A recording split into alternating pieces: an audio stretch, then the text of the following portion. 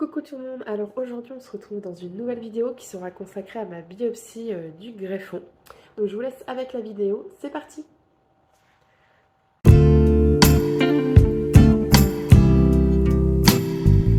Donc tout d'abord ça fait très longtemps que j'ai pas fait de vidéo. Très longtemps, je crois que ça remonte que j'avais expliqué ma greffe rénale. Entre temps j'avais fait une vidéo sur ma grossesse mais je ne l'avais pas postée par manque de temps je pense. Et du coup, là, je trouvais important de poster sur ma biopsie, pas que l'accouchement n'est pas important, mais la biopsie, c'est quand même quelque chose où j'ai cherché sur internet et que j'ai pas trouvé. Donc j'ai trouvé des avis assez différents, mais pas des avis ou des témoignages vraiment comme moi je voulais en fait, comme je recherchais. Donc je me suis dit pour rassurer toutes les personnes qui vont en faire une, donc c'est une biopsie sur un greffon, donc moi c'est rénal. Et voilà, je voulais vraiment expliquer le processus pour moi. Donc chaque hôpital fait différemment, je pense. Le temps de rester allongé, le temps, comment ils font le pansement, tout ça, je pense qu'il y a beaucoup de différences sur certains hôpitaux. Donc moi, je vais vous raconter tout de A à Z. Et comme ça, j'espère que ça pourra vous rassurer.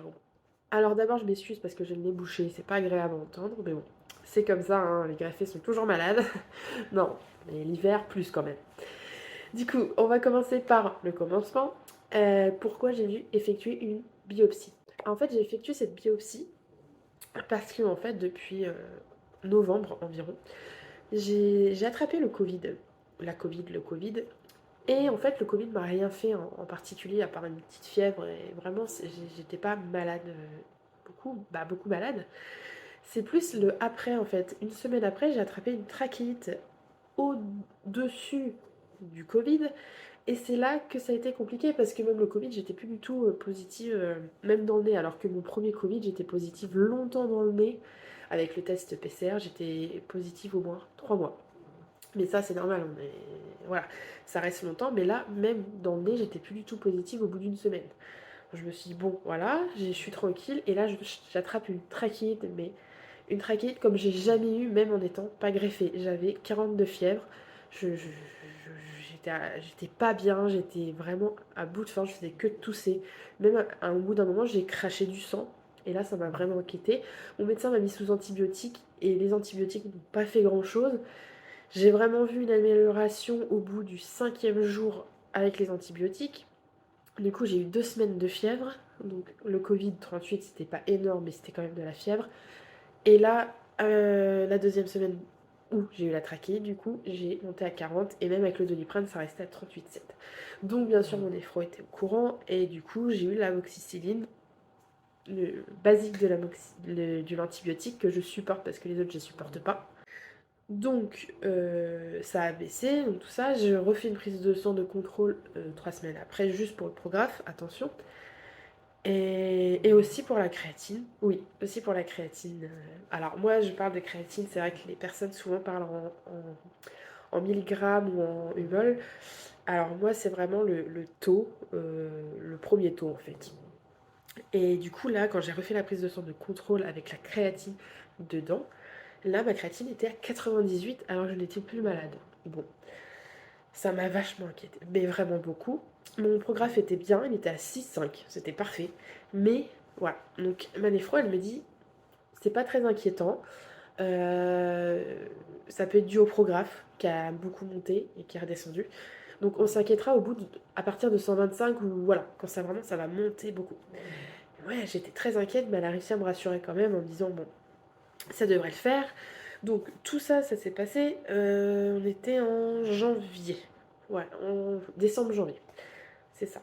Et du coup, j'avais mon bilan des 6 mois en février. Donc voilà, il me restait un mois où on allait refaire un contrôle. Donc j'arrive à ce fameux contrôle le 14 février. Donc en plus, c'était pas ma néphro, c'était quelqu'un en fait qui fait entre deux. Quand ça se passe bien, j'ai une infirmière spécialisée donc dans tout ce qui est greffe. Elle peut pas faire les ordonnances, mais elle est là pour le suivi, quand ça se passe bien. Donc la première fois que je vois cette dame, très gentille d'ailleurs, et là, du coup, je fais la prise de sang, on parle et tout, donc je m'en vais, parce que moi j'ai 2 heures de route pour aller à mon centre de greffe. Et voilà, ça reste là et j'attends, voilà, je dis, par contre si ça a pas baissé parce qu'il fallait que ce taux il baisse, hein, dans tous les cas, à me passer un petit coup de fil, tout ça. Donc moi le soir, j'ai rien eu comme coup de fil, je me dis: «C'est bon, tout va bien». Et là, le lendemain à 8h30, là, je reçois un mail en disant: «Laura, est-ce que je peux t'appeler?» L'infirmière spécialisée et là, je me dis: «Oh là là». Et je me revois dans ma voiture, j'ai déposé mon fils à la nounou, donc je la rappelle parce qu'après j'avais le travail et là, je l'appelle et elle me dit je lui dis: «Bah, il y a quelque chose». Donc tout d'abord, elle me parle de mon anémie qui est toujours présente et qu'il faut creuser pour savoir d'où elle vient. Bon, je me dis: «C'est peut-être que ça» et puis là, elle me dit: «Bon, par contre, ton taux de créate a encore augmenté». Et là, je me dis: «Oh là là là là» et là, je me dis: «Ouf, OK, bon, il est de combien?» Elle me dit: «Tu veux savoir?» Je dis: «Moi, j'entendais quand même un gros taux». Il était à 101. Donc c'est pas non plus énorme, mais ça monte encore. Donc faut s'inquiéter un petit peu. Et là, donc, je m'écroule, forcément, parce que moi, tout de suite, c'est rejet, hein, je passe pas par 4000 chemins, tout de suite, moi, c'est le rejet, parce que moi, j'ai peur de ça, forcément, comme tout greffé a peur d'un rejet. Et du coup, elle me dit, bah non, ça peut être dû aux médicaments, ça peut être un petit calcul qui bloque, ça peut être tout, en fait. Donc, elle me fait faire une écho que j'ai fait, il n'y avait rien sur l'écho. J'ai juste un kyste, moi, dans le rein, mais qui est bénin. Alors moi, quand j'avais eu le kyste sur le greffon, tout de suite, ça m'a rappelé ma maladie parce que j'ai des kystes dans les reins à la base. Donc, c'est pas une polykystose, c'est une néphronophtise. Mais tout de suite, ça m'a rappelé ça. Mais le kyste est bénin. Ça n'a rien à voir. Et du coup, elle me refait faire une prise de sang, du coup, une semaine après, parce que j'ai eu l'écho une semaine après assez rapidement. Et la crête est à 102. Donc, elle ne montait pas énormément. Bon, mais elle montait quand même. Et du coup, donc, petite prise de sang. Et elle me dit, à force, si on ne trouve rien à la prise de sang et à l'écho, il y aura une biopsie. Et moi, je sais pas pourquoi, mais la biopsie, c'était quelque chose que je ne voulais pas, que j'avais peur. C'était une peur, mais bleue. Je ne sais pas pourquoi. Le fait de savoir comment ça se passe, de voir l'aiguille, la grosse aiguille dans le ventre, c'est ça qui me faisait le plus peur. Mais vraiment. Et j'en ai parlé à une amie greffée aussi. C'est pareil. Elle a eu plus peur de ça que l'accouchement. Tellement que ça. Mais moi, c'est pareil. Ça me faisait très peur. Donc les jours passent, donc j'avais ma biopsie prévue bah, le 18 mars là. Et du coup, ce fameux jour de la biopsie bah, arrive, hein, forcément. Hein, on ne veut pas, mais forcément les jours ils passent vite. Quand c'est comme ça, qu'on a un examen important ou quoi, les jours passent très très vite. Et là, ils ont passé à une vitesse. Donc voilà, j'avais rendez-vous à 7h30. Et donc moi, je suis suivie à Bois-Guillaume, au CHU hôpitaux de Rouen, qui sont très bien d'ailleurs. Et du coup, j'avais rendez-vous à 7h30, donc j'ai 2h30, 2 heures de voiture, donc je pouvais manger. Donc ça allait. J'ai pris mon petit cachet pour me détendre qui faisait rien, forcément. Et j'arrive là-bas, donc ils font remplir le petit dossier, ils refont une perce, tout ça. Et entre-temps, j'avais refait une prise de sang d'ailleurs pour voir la coagulation du sang avant la biopsie. Et ma crête était restée à 102. Donc ça m'a un petit peu rassurée. Voilà, un mois après, elle était restée à 102. Revenons au jour de la biopsie, donc je remplis le petit dossier, ils me font une petite prise de sang, ils me perfusent pour bien m'hydrater après la biopsie. Donc tout ça, voilà, on attend mon tour. Alors je suis arrivée à 7h30 et je passais à 8h50. Donc c'était assez long à attendre et j'avais peur. Et on m'a redonné un petit cachet pour me détendre. Forcément. Et du coup, donc, j'attends et là, les brancardiers arrivent. Et je voyais en fait, il y avait une personne avant moi et je l'ai vu partir et là, j'étais pas bien. Je suis ça mon tour. Et là, ils sont du coup à 10 minutes après parce que la biopsie en elle-même, elle dure que 15 minutes, hein, vraiment. Et du coup, mon tour arrive. Donc bon, et ben là, je vais dans le lit du brancard. Le lit du brancardier, bah, le brancardier arrive avec le lit. Et j'arrive et là, bien sûr, je pleure hein, parce que forcément, moi, je pleure tout le temps. Et je m'assois et j'attends et on m'emmène au... En fait, ça se fait sous échographie. Donc on est dans une salle où il y a une échographie et ils font l'échographie, hein, je vais le dire 3 fois, pour bien voir où est le greffon et où piquer. Et la distance entre... voilà, pour mettre là bien comme il faut. Et du coup, j'arrive et là, je vois le monsieur... En fait, j'entendais le... Parce que je voulais pas entendre le clac. Vous savez, alors, je vais vous faire après... En fait, je vais vous faire une petite... Je vais vous montrer le bruit dans la vidéo du clac et également comment est l'aiguille et le dispositif pour faire la biopsie. Je vous rappelle le petit bruit que ça fait, monsieur. Écoutez bien.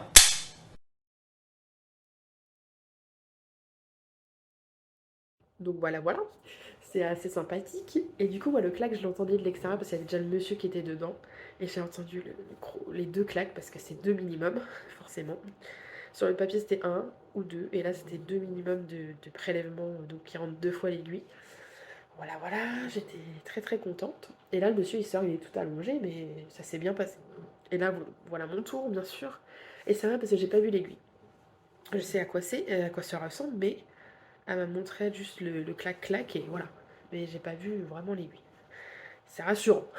Parce que moi, si j'aurais vu ça, j'aurais paniqué. Et du coup, il commence à faire l'échographie pour voir où est situé le greffon. Bien sûr, elle se prépare avant, hein, mais sa blouse, tout ça. D'ailleurs, elle est passée avant dans ma chambre, elle était très gentille. Elle voyait dans mes yeux que ça allait pas, mais elle était très très gentille. Et vraiment, en fait, ils font un repérage du greffon. Donc voilà, hop, ils bloquent, ils marquent, ils font une petite croix. Moi, j'avais une petite croix sur le ventre. Et elle marque vers 4,5 cm où est placé le greffon. Et là, elle explique qu'elle va mettre de l'anesthésie. Ça peut chauffer au piqué. Donc elle commence, ça pique. Bon, ça fait une petite piqûre, quoi, comme une prise de sang. Et ça m'a pas chauffé ni piqué. Voilà. Donc elle en met vraiment bien partout. Je sens qu'elle y va, quoi. Et du coup, au bout d'un moment, elle me regarde et puis elle était en train fait d'essayer de me piquer avec quelque chose pour voir si je chantais. Et je chantais un tout petit peu. Et donc elle m'a dit, bah, on va y aller. Mais j'avais pas envie. Mais du coup, j'ai dû y aller quand même. Et du coup, vraiment, elle était adorable. Elle attendait vraiment que. Voilà. En fait, j'ai demandé à bloquer la respiration en le faisant parce que moi, si j'aurais entendu le claque, j'aurais bougé. Du coup, au bout d'un moment, elle y a été, hein, parce que forcément, j'y ai dit, hein, elle attendait vraiment que je sois prête. Et ça, vraiment, je les remercie parce qu'elles étaient très gentilles. Et du coup, j'ai dit, allez-y. Et c'est là qu'en fait, elle commence à rentrer l'aiguille et on sent tout, mais ce n'est pas douloureux. C'est comme une césarienne si quelqu'un l'a vécu. On sent, mais c'est pas douloureux. Mais on sent vraiment que l'aiguille traverse et va à un point en fait. Et elle est arrivée au rein, au greffon. Et là, j'ai senti qu'elle arrivait au greffon. Mais ça me faisait pas mal, mais j'ai senti qu'elle touchait quelque chose. Et là, elle dit, ah, c'est bon, je suis dessus. Et c'est là que j'ai. Voilà. Et là, elle me dit, bon, bah, je bloque. Et là, du coup, je bloque ma respiration. Bah, non, elle dit, je pique, pardon. Bah, je vais prélever, quoi, excusez-moi, je dis n'importe quoi. Du coup, elle arrive au greffon. Elle dit, je vais prélever. Et elle compte jusqu'à 3 et là je bloque ma respiration et là j'attendais une douleur mais tellement horrible. Et la première ne m'a pas fait mal. Vraiment, ça m'a pas fait mal. J'ai senti qu'on enlevait quelque chose mais c'était pas douloureux, vraiment pas. Là-dessus, le premier prélèvement, pas du tout douloureux, vraiment. Tant moi je me crée même des douleurs tellement que des fois j'ai peur. Mais là j'avais vraiment pas eu de douleur. Du coup, elle y retourne, donc là je me suis dit ça y est, la première m'a pas fait mal, la deuxième va pas me faire mal. Bon, c'était autre chose. Mais du coup, elle a repiqué, elle a ressenti le greffon, donc je savais où elle allait parce que je sentais dès qu'elle arrivait au greffon. Ça faisait pas mal, mais je sentais une pression. Et là, je bloque, j'ai dû bloquer un petit peu trop fort, je sais pas. Et là, par contre, quand elle m'a prélevé, ça m'a juste brûlé. Mais voilà, rien de plus non plus, c'était pas atroce. Ça m'a brûlé pendant un petit moment, mais c'est tout. Donc après, bah, ils nettoient tout ça, parce qu'avant, bien sûr, ils ont mis de la bétadine et tout le protocole. Et après, c'est fini, en fait. Et elle m'a montré le petit bout de vermicelle, parce que c'est vraiment un petit bout. Je vais vous montrer également juste après le petit bout de vermicelle qu'ils prennent, en fait, du rein. Et là, c'est là qu'on se dit, c'est le greffon, quoi. C'est un bout du greffon. Et je vais vous montrer juste après dans la vidéo. C'est fini. Ah, bah, c'est bien. Et c'est vraiment bien fait. Et ils peuvent savoir vraiment ce qu'il y a.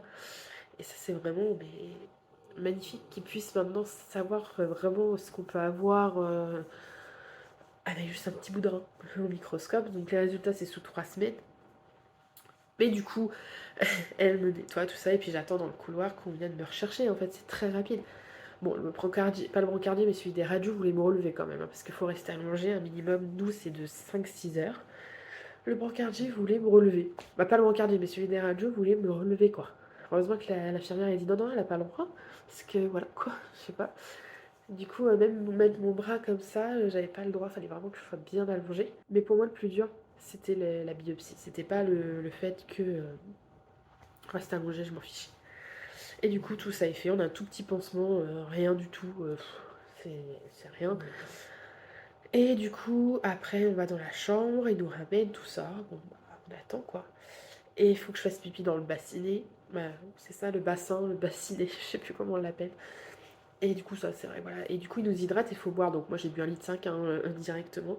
Et du coup, j'ai bien fait pipi et j'avais pas du tout de sang dans les urines. Et ça, c'est bien parce que souvent, quand on a du sang, c'est que ça saigne un peu, mais c'est pas grave. Faut juste pas que ça soit énormément de sang. Donc, ça m'a rassurée. Vraiment, il y avait pas du tout de sang. Donc, je devais me lever. Du coup, c'est 6 heures après. Du coup, j'attendais hein, dans mon lit, vraiment allongée. C'était un peu galère, mais bon, le plus dur est fait. Hein. Après, c'est vrai que l'infirmière spécialisée ne pense pas à un rejet, parce qu'en fait, les anticorps dans le sang déjà sont bons, en fait. Donc elle suppose plus dû au cachet ou inexpliqué, mais ça serait pour être dû aux anti-rejets justement, qu'ils étaient trop hauts et c'était néphrotoxique. Mais pour le moment, bah, du coup j'attends, mais pour elle, ça ne serait pas un rejet, un début de rejet. Après, j'ai mon amie greffée qui a fait un début de rejet. Ils l'ont vu à la biopsie justement, et bah, maintenant ça va mieux, elle a été guérie, alors je sais pas du tout avec quoi, mais maintenant sa crête est très normale, elle a fait une biopsie de contrôle un an après et elle est redevenue parfaite sa crête. Donc c'est vrai, tout ça réuni, ça m'a quand même rassurée. Donc enfin bref, du coup le moment de me lever, bah, je me lève, tout va bien, ça fait bizarre, du coup j'ose pas trop bouger parce que je me dis, ah j'ai peur. Et au final, vraiment tout s'est bien passé. Et du coup j'ai pu me lever et repartir chez moi 1 heure après. Donc la route a été compliquée, j'avais un peu mal. Et 2-3 jours après, j'ai eu quelques petites douleurs en bas du ventre. Alors ça n'a rien à voir, mais en fait c'est les muscles, forcément ils transpercent pas des muscles, mais l'aiguille elle passe, hein, elle passe, donc forcément elle passe 2 fois. Puis l'aiguille est pas petite, donc forcément au bout d'un moment ça tiraille. Et ça me tire encore quelques fois, mais pas beaucoup, hein, quand je vais faire un effort. Donc on n'a pas le droit de porter. On n'a pas le droit de porter pendant euh, alors 1 semaine ou 1 semaine et demie, ça dépend. Mais oui, on n'a pas le droit de porter, pas le droit de forcer, hein, forcément. Et oui, sinon, voilà, là je suis à 1 semaine demain.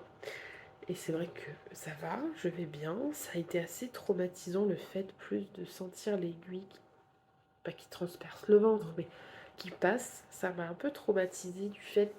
Voilà, j'étais tellement angoissée aussi, je pense que ça m'a pas aidé. Mais plus de peur que de mal. Et vraiment, si vous avez à le faire, faites-le. Parce que c'est important de savoir ce que le petit greffon a, pourquoi il a la crête qui monte sans raison explicable en fait. Donc je pense que je vous referai une petite vidéo pour vous dire les résultats. Donc voilà, j'y pense pas trop parce que même les rejets ça peut se soigner. Mon greffon il a 7 ans et c'est vrai que ça peut se soigner les débuts de rejet. J'ai vu beaucoup de personnes à qui ils se sont fait soigner pour ça. Donc il n'y a pas de raison que ça aille pas. Après, voilà, j'espère, j'ai la forme. Après, c'est les maladies rénales, c'est sournois, donc on va bien. Hein. Bah, moi, ma maladie rénale, on l'a découverte dû à une prise de sang comme ça, parce que j'avais juste des dosés. Hein. Donc au final, j'ai envie de vous dire, voilà, mais je mange bien, je vais bien, donc il n'y a plus qu'à attendre. Donc voilà, j'espère que cette vidéo vous a plu, et j'ai pas envie de vous donner non plus envie d'aller faire une biopsie, non. Mais au moins, si vous avez une biopsie à faire, soyez rassurés.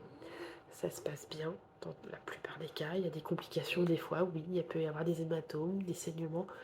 Mais dans la plupart des cas, ça se passe super bien. Il faut être détendu parce que vraiment, c'est pas une partie de plaisir, mais c'est pas non plus douloureux. C'est juste désagréable, comme tout examen où on vous pique, on vous charcute.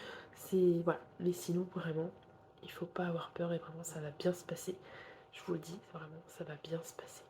C'est important de l'entendre parce que on a peur, on a peur de l'inconnu, comme toute personne. Voilà, ça fait peur. Mais vraiment, voilà, je peux que vous dire d'y aller et c'est important pour savoir, faut mieux ça que perdre son greffon parce qu'on n'a pas fait ce qu'il fallait. Au moins on a tout fait et voilà. Donc voilà, j'espère que cette vidéo vous a plu et n'hésitez pas à me poser des questions au besoin. Voilà, bye bye.